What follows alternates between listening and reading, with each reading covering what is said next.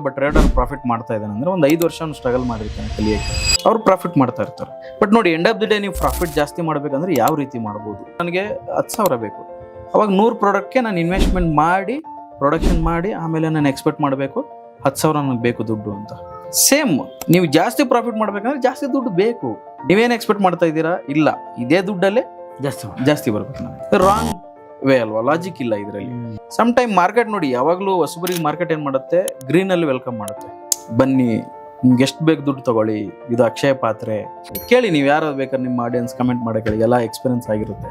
ಎಲ್ರಿಗೂ market flower ಇಂದ green welcome ಮಾಡೋದು ಹೆಂಗೆ ಅಂದ್ರೆ, ನಿಮ್ಗೆ ಬಿಟ್ಟರೆ ಯಾರು ಇಲ್ಲ, ಬನ್ನಿ ಇಲ್ಲಿ ದುಡ್ಡಿನ ರಾಶಿ ಬಿದ್ದಿದೆ ತಗೊಂಡೋಗಿ, ಯಾರು ಕೇಳೋರಿಲ್ಲ ಅನ್ನೋ ತರ ವೆಲ್ಕಮ್ ಮಾಡುತ್ತೆ. ಬರ್ತಾರೆ ಅವರು, ಅವಾಗೇ ಬರ್ತಾರೆ, ಅದನ್ನ ನೋಡೇ ಬರ್ತಾರೆ. ಇವ್ರು ಯಾರೋ ಪ್ರಾಫಿಟ್ ಮಾಡ್ತಾರೆ, ಅವ್ರು ಯಾರೋ ಪ್ರಾಫಿಟ್ ಮಾಡ್ತಾರೆ, ಇವ್ನು ಯಾರೋ ಇನ್ಸ್ಟಾಗ್ರಾಮಲ್ಲಿ ಕಾರ್ ತಗೊಂತಾನೆ, ಇವ್ನು ಯಾರೋ ಮನೆ ತಗೊಂತಾ ಇದ್ದಾನೆ.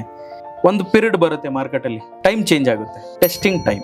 ಇಷ್ಟು ದಿವಸ ಬಂದ್ರಿ, ಎಂಜಾಯ್ ಮಾಡಿದ್ರಿ, ಓಕೆ, ನಿಮ್ಮನ್ನು ಪ್ರೂವ್ ಮಾಡಿ. ನೀವು ನಿಮ್ಗೆ ಎಷ್ಟು ನಾಲೆಡ್ಜ್ ಇದೆ, ಎಷ್ಟು ಪೇಷನ್ಸ್ ಇದೆ, ಎಷ್ಟು ದುಡ್ಡಿದೆ, ನಿಮ್ಗೆ ಎಷ್ಟು ಮೆಂಟಲಿ ಸ್ಟ್ರಾಂಗ್ ಇದ್ದೀರಾ, ನೀವು ಪ್ರೂವ್ ಮಾಡಿ. ನೆಕ್ಸ್ಟ್ ಜರ್ನಿ ಹೋಗ್ಬೇಕು, ಕಂಟಿನ್ಯೂ ಆಗ್ಬೇಕಂದ್ರೆ ಇವಾಗ ಅದೇ ನಡೀತಾ ಇರೋದು.